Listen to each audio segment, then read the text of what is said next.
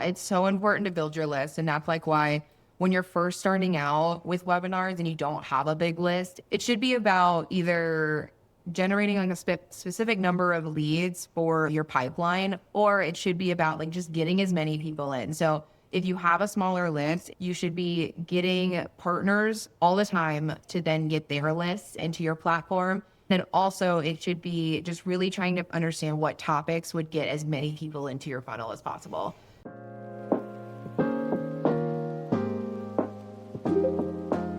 Welcome back to Content Logistics. I'm your host, Baylee Gunnell. If you've ever considered launching a webinar series but hesitated because you're unsure if anyone would attend, this episode is for you. B2B webinars have a reputation for being boring and just ill-disguised sales pitches. Today, we're going to fix that. I'm joined by Vicki Stepherson, Director of Client Services and Events, and she is a total pro when it comes to running high-volume, high-performing B2B webinars.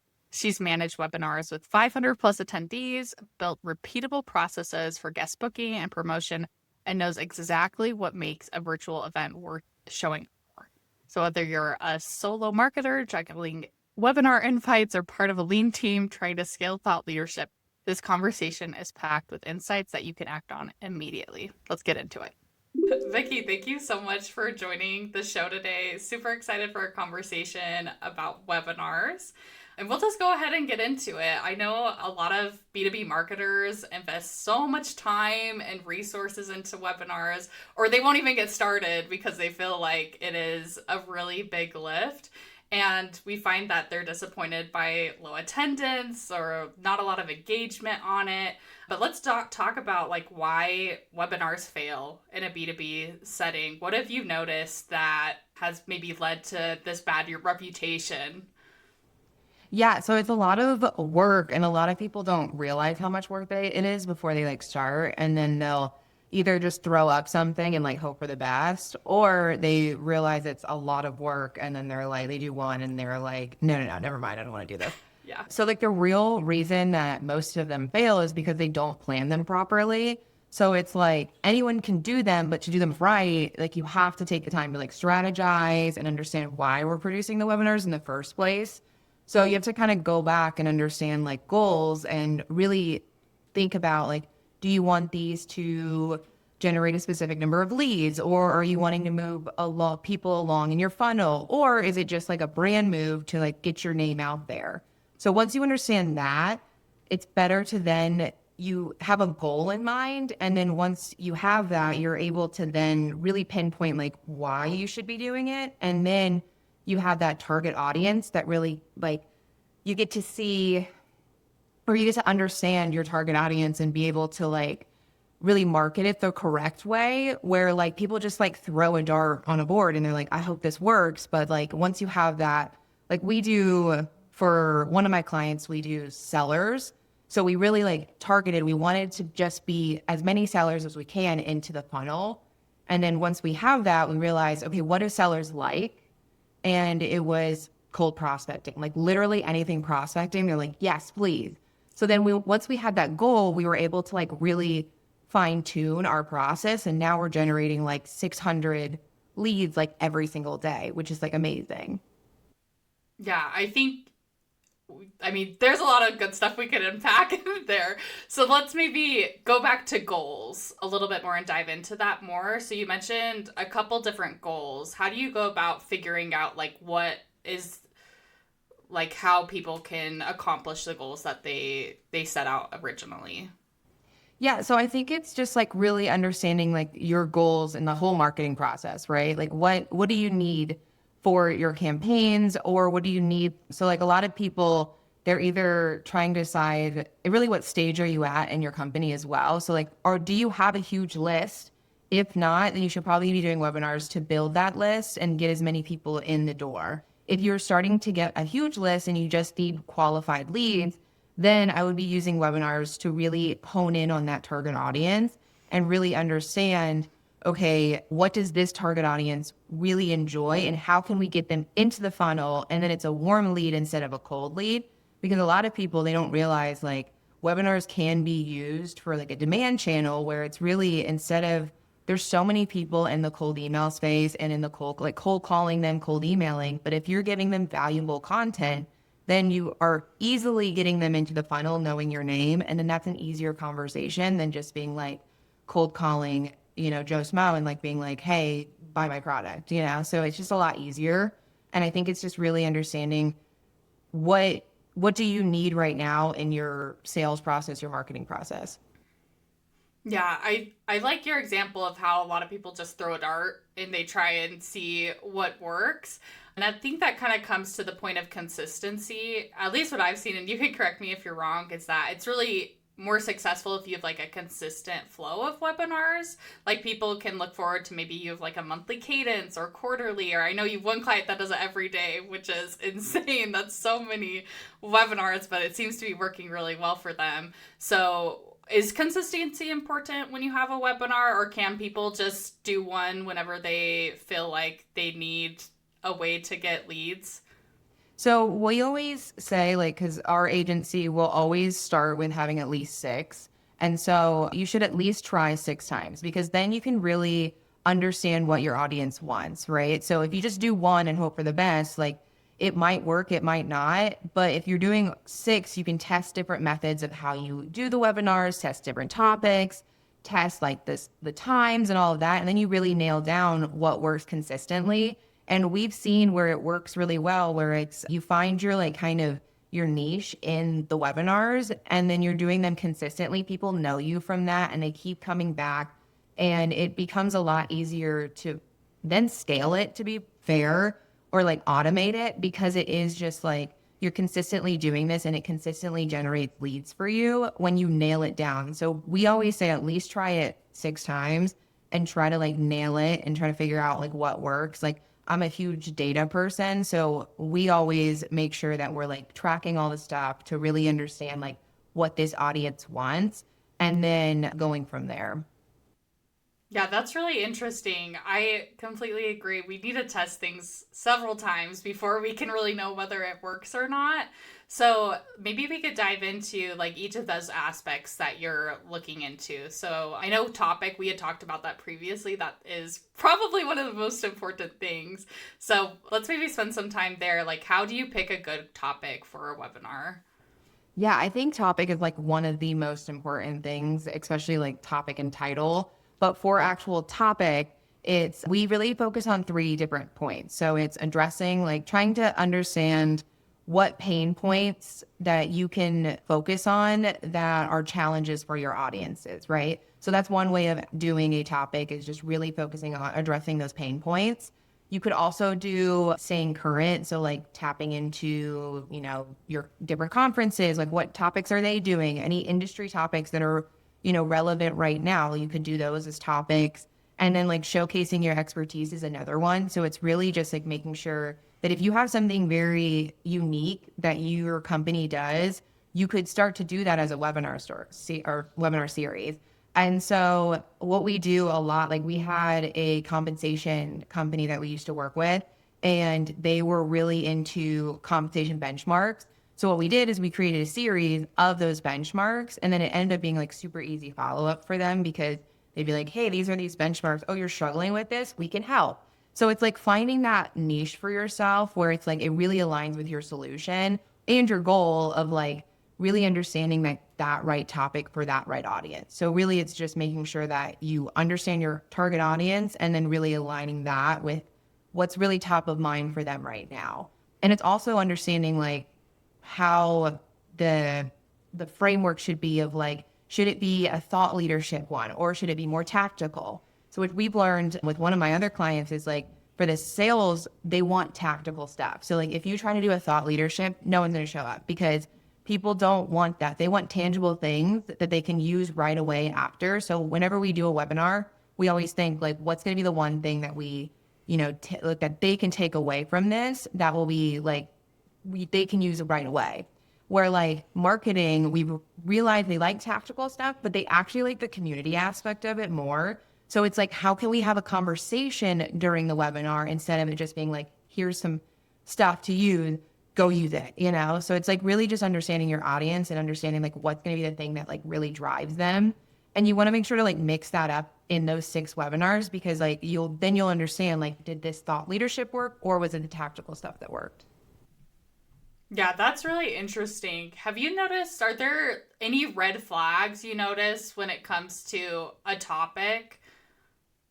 So it's really like, I think the things that are like red flags is like being very vague in your topic. So like I like this is also with like titles. Like when you try to be fluffy, like it's very fun to do like the game shows and all that stuff, which it does work sometimes. Like I've seen like some of these things that I'm like, oh, that's not gonna work, and then like hundreds of people show up. So it's like really understanding like what's gonna be the thing that is like a pain point or a pinpoint that's like really just gonna target that audience. The red flag really is just like not doing your research and then just like throwing, I was gonna say shit, sorry, throwing stuff up. That's like, that's just like you're hoping that's gonna work. Like you have to do the research.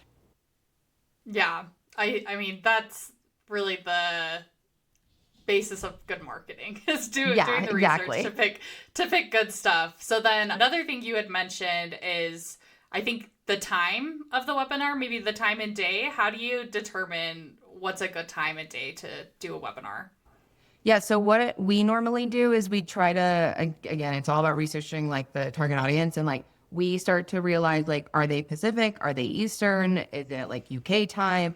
And then you start to really try to understand, like, I think the best times are usually like between like 12 and 3 are like that good area, but it's again in that time zone of your main target audience, right? So like we've done it where we do Eastern and we do a 12 o'clock show, but then realize that most of them are Pacific and it's a 9 a.m. show and they're like, I'm not showing up to that. Yeah. So it's like really understanding that. But I think like between 12 and 3 is like that golden spot of, you know, not too late, not too early, but again, in that time zone. Yeah, sometime in the workday. I don't think anyone wants to go to an evening webinar unless I No. mean there's maybe some industries that do. Yeah, it's actually funny. We've had happy hour ones before, and like it's not that many people, but people do show up. So it's like Oh, I mean, test awesome. whatever you want. But so like if you want to go out there, like some people do like an 8 a.m. before. I've seen someone that does really well with like a 7 o'clock one. And Cool. she like her audience just loves doing it after work. So again, it's just like testing, and like it might not work for everyone, but like if it works for your audience, do it. Yeah, that's great. I am a big promoter of testing things out to see what works. Oh And yeah. even if obviously no one doesn't want anyone to show up to the webinar, but even if not a lot of people maybe show up to the first one, you still can get so much great content. You can edit it up, splice it up, promote it in so many different ways that it's not a total loss if you don't have a lot of people there. Yeah, definitely. I feel like a lot of people don't realize like all the stuff that you can do after the webinar too. Like you can make blog posts, you can make like LinkedIn posts. You have all of this content now that you can use everywhere. You can then, if you have like a really good guest on, and they can also promote it. So then it's, again, it's just getting yourself out there. And we've also had it where we have really low attendance on something or like registration, but it's exactly their ICP, right? So like we have like, I don't know, 100 people show up that are all like 80% of them are exactly who they're trying to reach out for. That's still a win, you know? So it's really just deciding, again, it's going back to those goals of like understanding like if it's okay to have, you know, 50 people on if it's all your ICP, and then those follow-ups are like money for you in the pipeline. So it's really just like understanding that. Yeah, I think and that probably comes down a lot to your topic too. Having a topic that really speaks to your ICP, because I way rather have a handful of people who are our target audience than a bunch of people that it's kind of just going to waste our time to do a bunch of follow up because they're not a good fit.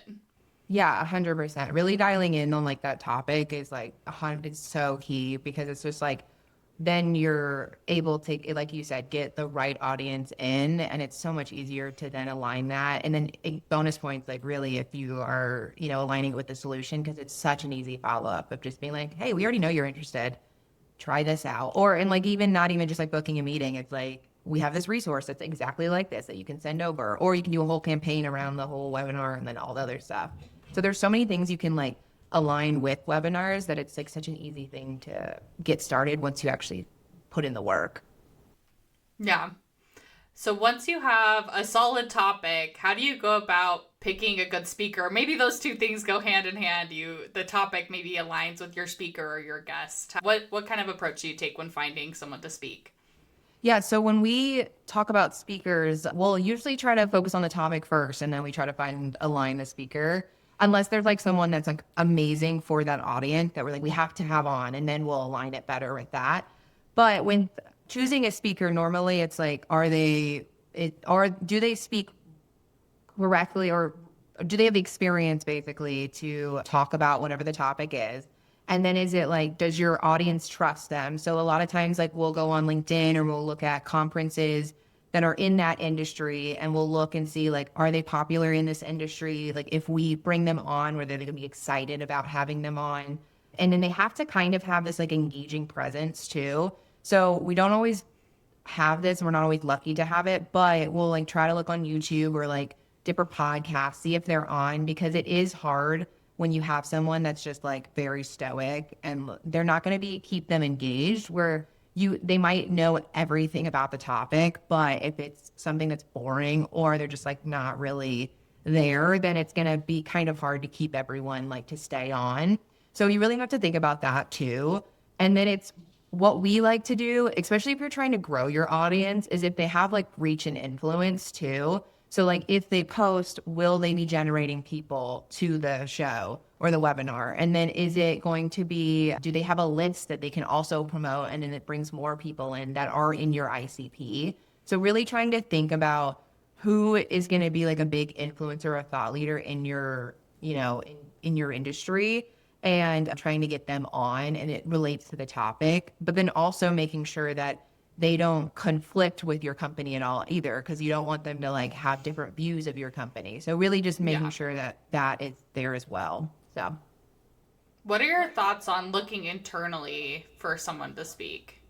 well, I think it's a huge opportunity, and also you can make them hosts, but I do think it's big to like have someone, you should have a consistent person from your company that's your host, because again, it just brings someone that's like a familiar face to your brand, and you have to make sure you're picky about that too.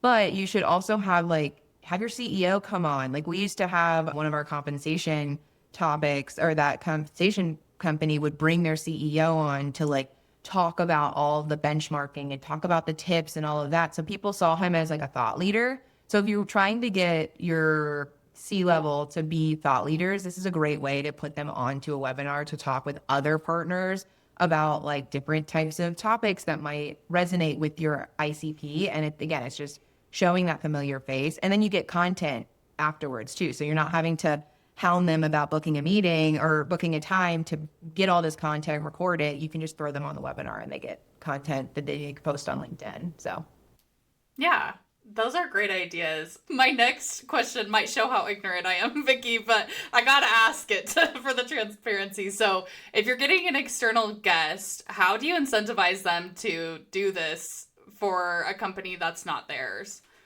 yeah, so it really depends. Like, it depends on your relationship. So a lot of times we'll see like customers come on that are like in the industry. So like if you have a lot of customers, you use those as like people to come on because they already love your brand. It's going to be easy for them to talk about it.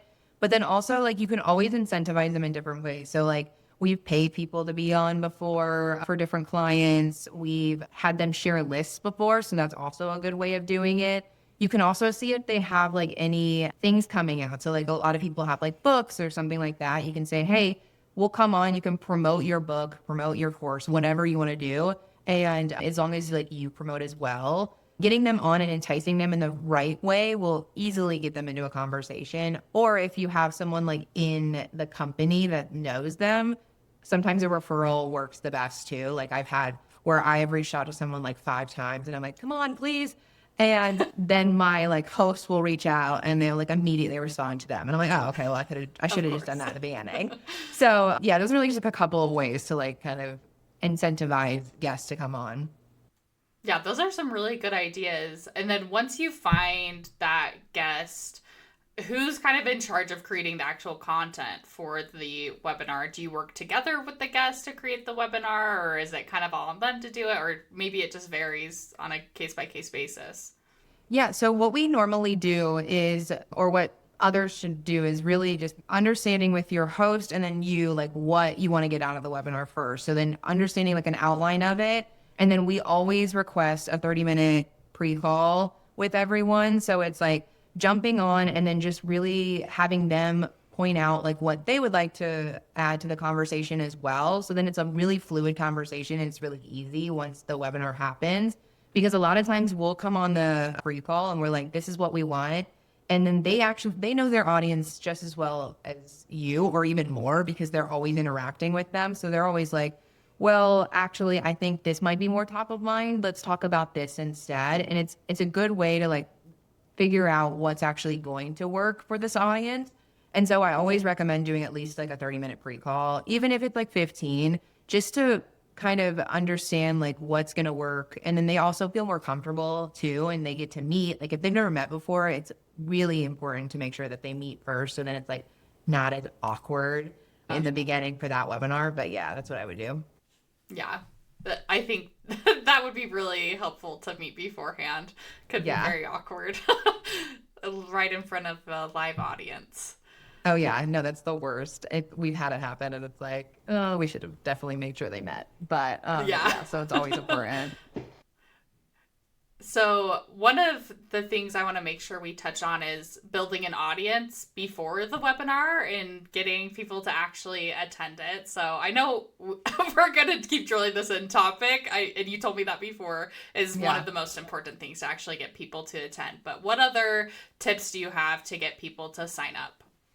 Yeah, so one of the biggest things, like I said, is like topic, but also your title. So we spend a majority of our time really nailing down the title before anything else because it's the first thing that people see. It's the thing that's going to draw them in. So what we do is we always try to make sure that it's really clear, it's really concise, and it shows you exactly why you should be attending or why you should sign up. Because if it doesn't, I see a lot of times where it's like kind of fluffy and it's very generic. So when I look at the title, I don't really know what I'm going to get out of the webinar. So then I'm like, it doesn't really interest me. But if you tell them like, 3 steps to close more meetings or whatever, like these 2 cold call strips will, book more meetings for you or whatever, then it's like you understand exactly what you're going to get out of that webinar. And then I'm like, I will, sit in this webinar for 30 minutes to get those 2 cold call scripts or whatever.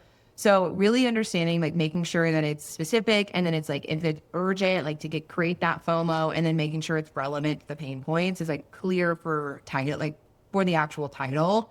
But then for building the actual audience, it's really utilizing your guests and then utilizing any partners that you can. So like we'll try to get some partners to join with us, like co-promote. So then they're hitting their list, you're also hitting your list, and then you get the list afterwards.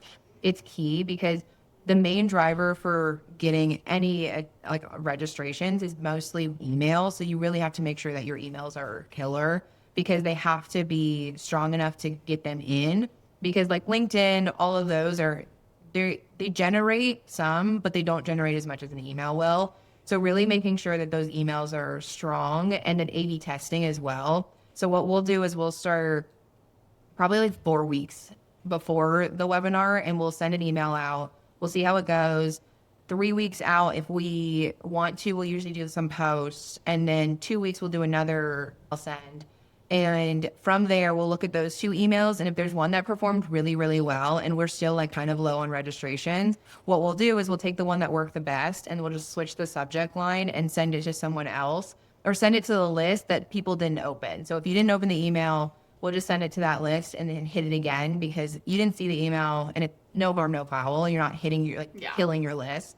So that's what we do. And then I learned that like 59% of registrations happen like the week of your webinar. So that's like the main part that you should be like focusing on is if you have guests and you have your partners, really make sure that they're doing it in that week before because that's when most people are going to sign up. Because if you think about it, like I'm not looking 3 weeks in my calendar to book something onto my, I'm like, man, I'm going to wait. And then, but like 2 days before, I'll be like, oh yeah, I have time. I'll put that on my calendar, So like, that's what I would kind of think through first.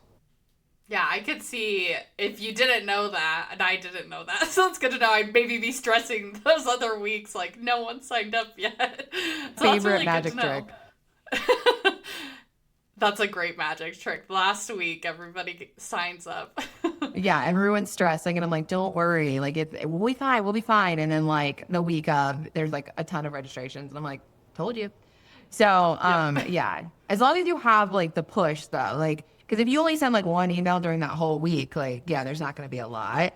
But if you really push and strategize that week, like obviously make it a waterfall of like people that are going to sign up beforehand, but that full week really strategize like how you're going to be enticing people to show up. And then those 2 weeks beforehand are really about testing to see like what's going to work for that week because that's the most important. Yeah.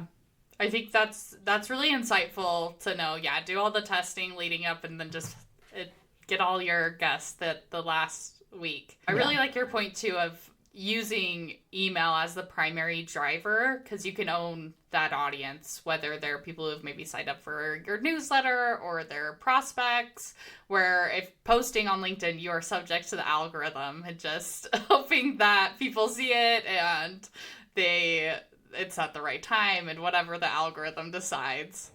Yeah, it's so important to build your list. And that's like why when you're first starting out with webinars and you don't have a big list, it should be about either generating like a specific number of leads for like, your pipeline, or it should be about like just getting as many people in. So if you have a smaller list, you should be getting partners all the time to like then partner with to then get their lists into your platform. And then also it should be just really trying to understand what topics would get as many people into your funnel as possible.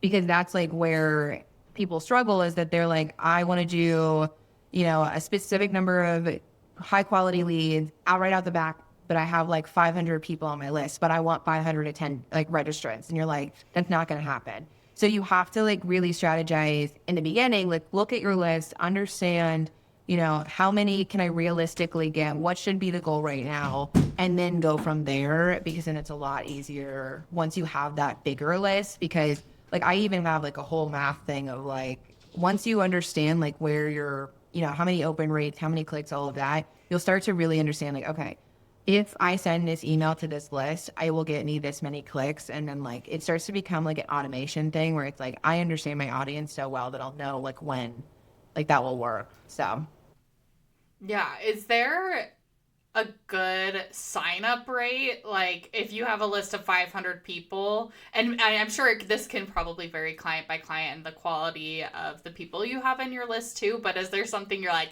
10% is really good, or if you've noticed just working with your clients, what is considered like a good sign up rate? yeah, so generically, like we usually have like a 20%, I think it's like click rate or whatever, maybe like 10 to 20 is like usually like a good for the first one.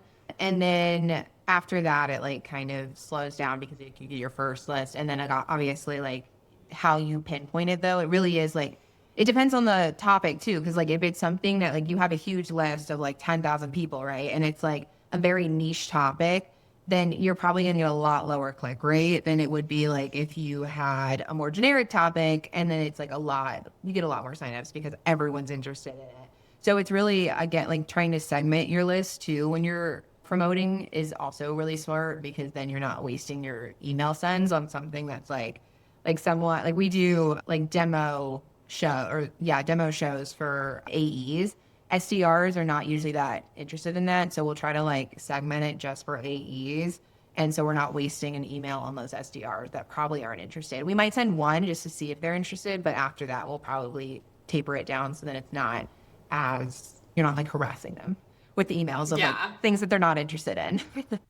Yeah, protect your list. It takes a lot of work 100%. to to build a list. Yeah. Well, you put all that work into it and then you send one email and they unsubscribe and you're like, crap, like, Yep. so always have to be careful with that. Yeah, I think that makes a lot of sense. So I know some people like to promote their webinar maybe through paid LinkedIn or display ads or things like that. What are your thoughts on promoting a webinar that way? Yeah, I think it works. It depends on the industry. We've had it work really well with some industries, and then others like it doesn't really do that much. So what I would do is I would kind of just allocate some budget to it and then put it in that week before the webinar and see what works. And I would just be A/B testing like the type of content that you put on there, like is it making the title huge or is it the guests or just playing around with it a little bit of A/B testing. And I would do like at least 2 or 3 webinars testing those strategies. And if it doesn't work, then yeah, I would stop because you're just wasting money. And you could spend that money on a really good guest or a really good partner that's going to share their list. And it gets you like 400 signups where like this ad is maybe getting you like 20. So it's really understanding your audience of like, is this actually going to work? Yeah, sounds like you get a lot more bang for your buck with an audience list with email Oh than yeah, that's like my some of these favorite thing to do. That's really cool. I hadn't heard your idea of sharing lists before, and again, I'm just showing my ignorance, but I'm just a very curious person and want to learn as much as I can. So I think that's such a good idea. Yeah, it's one of my favorite things that we do because it's just such an easy ask too, especially if you're partnering with someone. You know what I mean? Because then if you're able to do all the work and then you just ask them like, "Hey, we'll put you on." You might put like a guest of theirs on, like an employee, and then you just say like, "Hey, could you just share this on your channel?" Like that's not a really hard ask for them, and they're also getting the leads afterwards. So they're not really having to heavy lift a lot. They're just having to send an email. And even like we'll go above and beyond sometimes and even just send them the email copy and say like, hey, thank you for, being a part of this. This is what we would send. This is a first draft for you. You're more than welcome to send this or anything else, but just making it a lot easier for them. So then it's less friction on their part.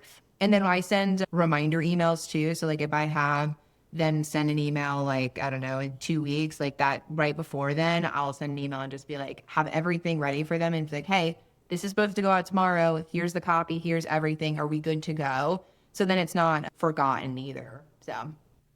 Yeah, that make it as easy as possible for them to take the next step.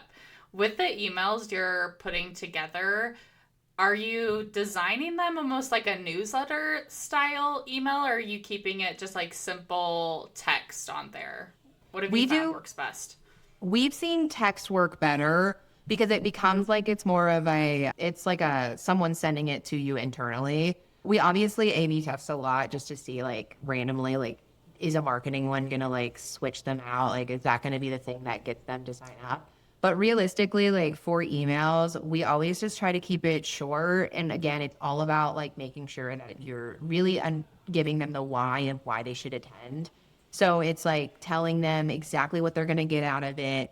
If you have something that you're going to give them, like a template or a guide, or if it's like a script, a very specific script that's like going to help them, like adding that in there and telling them like, this is what you'll get if you give us 30 minutes of your time. It makes them a lot more likely to sign up because they're like, okay, I get why I should attend. And that's usually what the best. Like we'll do sometimes a couple sentences and then like some bullets of like why and then sign up. I don't love the ones that are like super long of like explaining all the stuff because I'm a skimmer. So like I'll just like quickly skim and like you have to make it very easy for them to see exactly why instead of like hiding it and everything. So we see shorter better. And then if you want to test the bullets, 3 bullets or not, like we test that too. Yeah. I am a sucker for a beautiful newsletter design, but I totally understand.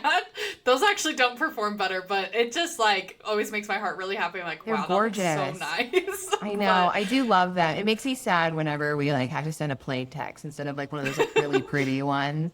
Like we sometimes will add the image at top if we want. Yeah. But I also like with adding that, sometimes the deliverability goes low. So then we also will do no image.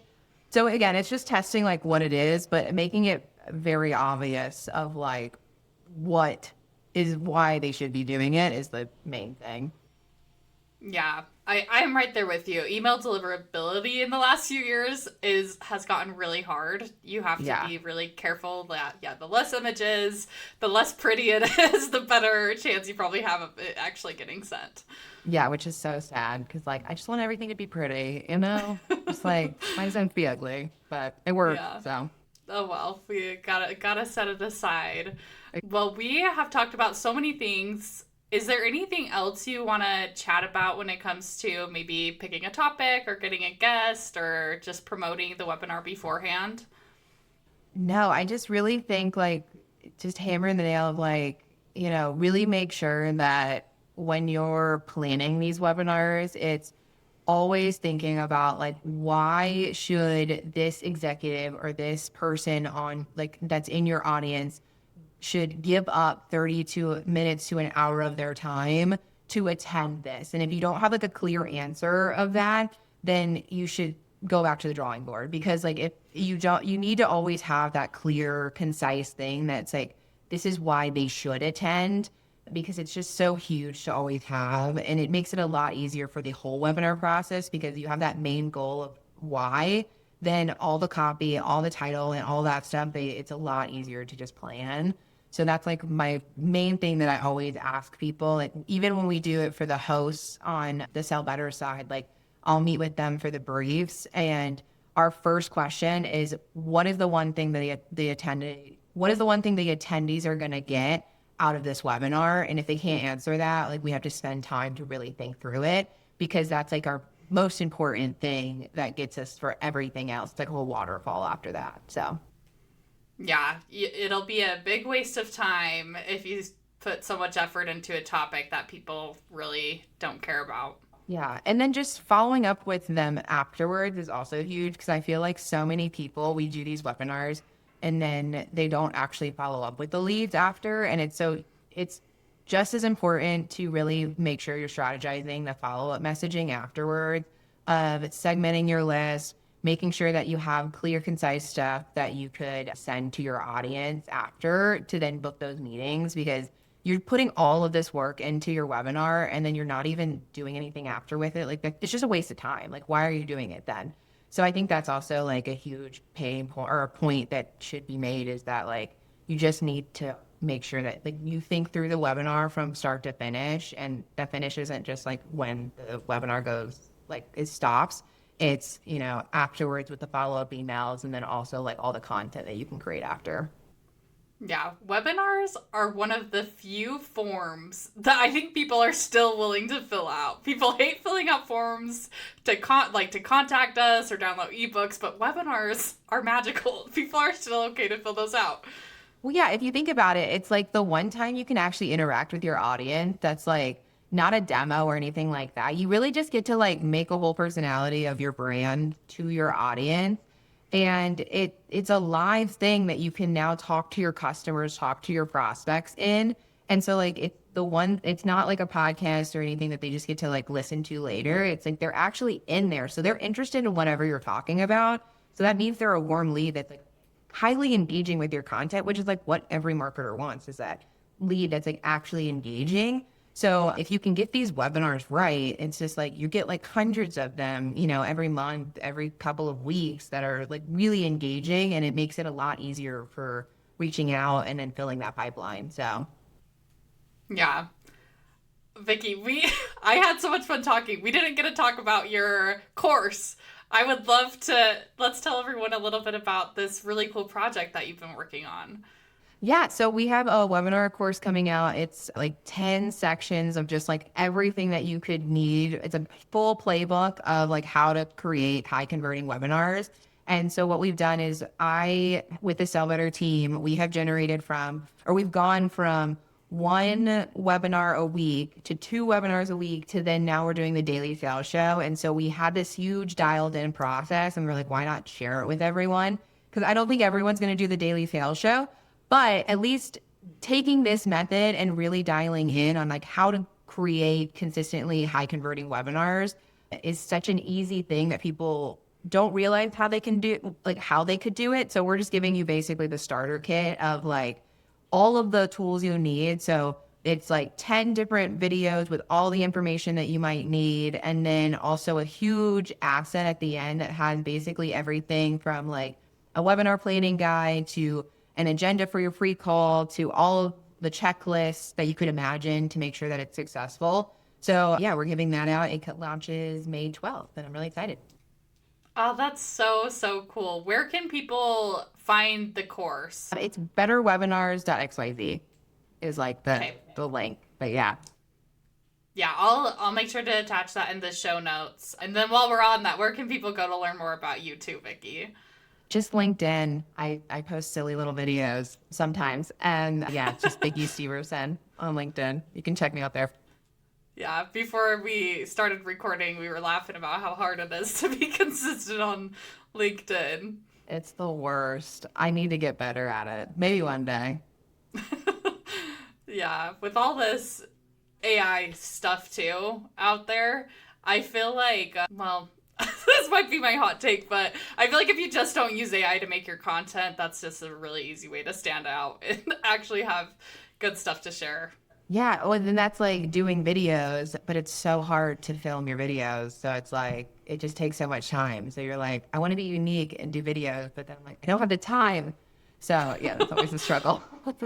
It is. Yeah, definitely takes a lot of effort. But Vicki, I have one last question for you. This is my favorite question to ask on every episode is what is your biggest content marketing ick?